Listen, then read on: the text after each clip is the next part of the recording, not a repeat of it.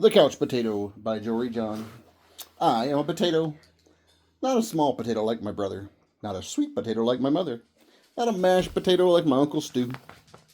I'm a couch potato. Oh, yeah, it's true. My favorite place to slouch is on the couch. I spend all my free time sitting in this exact spot. Why I would never leave this comfy. Why would I ever leave this comfy, cozy couch? It's got everything a potato could need. See, I have this. It's a remote control. And this, a yo-yo. And this, a controller. And one of these, a paddle ball. And those, headphones. And this, popcorn. And that, a drinky hat. And these, bunny slippers. Oh, and this, check it out. This button activates a gadget that fetches me snacks whenever I want. That's the one where he's pouring Cheerios and milk in his mouth at the same time. The couches. Bam! Impressed? And I don't have to move an inch. It's much easier than going to the kitchen. If the most important thing in life is to be comfortable at all times, then I think I got it all figured out. But wait, there's more. I haven't revealed the absolute best part about my whole setup. It's everything you see in front of me. Have a look around, take it all in. Pretty spectacular, right? Yes, it's a sea of shimmering screens from wall to shining wall. What a joy, what bliss. These screens feature my favorite shows. This screen has all my unanswered messages. These screens are where I play video games. And this screen is a live stream with my friend, my best spud for life. This is how my pals and I spend quality time together. It's much easier than trying to meet up somewhere like folks did in the old days, that's for sure. Yes, from this very couch, I can control everything in my life all the time. Not with just with just a few steps and a couple of clicks. Not bad, eh? Yes, sirree, this is the life. At least that's what I thought until the other day. Something strange happened. There was a knock at the door. It was a delivery. Whoosh! So he has a tube that any of the Amazon packages on his porch go right to his couch. Foop! Woohoo! It was my newest device, a video camera that would allow me to watch myself react while I was watching all my favorite shows. All I had to do was plug it in, and my room, nay, my kingdom, would be complete. But suddenly, bzzz, everything went dark. Look out, coming through. Whoops. Ow.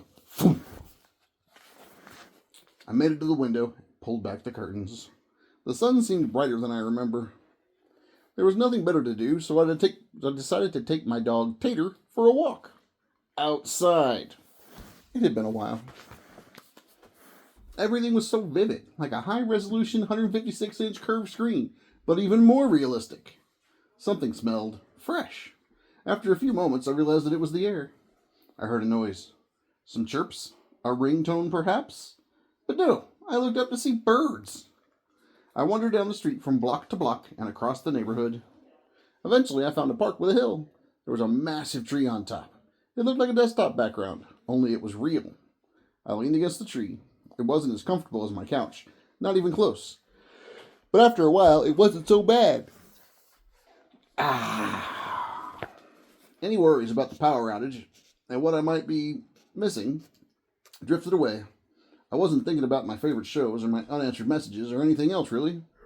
I noticed the stillness, the view, the sky, the clouds, the sunset, and those colors. My goodness. It took a while because there was no fast-forward option, but eventually the sun sank below the horizon. By the time I got home, the power was back on. I sat on the couch. Whew. I hit the button to brush my teeth.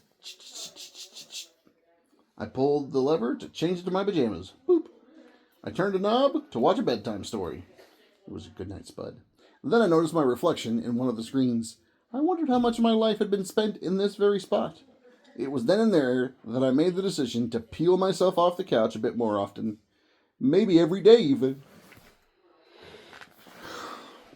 And so that's what I've done. I've started hanging out with my friends, my best buddies, outside. We've started biking and hiking and swimming and hiding and seeking. Sometimes we have snacks and play board games. Sometimes we talk all day.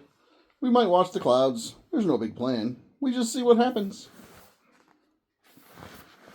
It makes me wonder, what if I don't always need to be totally comfortable? What if I'm happier when I have a better balance between my gadgets and the world outside? Because it turns out that I'm more than just a couch potato. I'm an amusing potato. I'm a smart potato.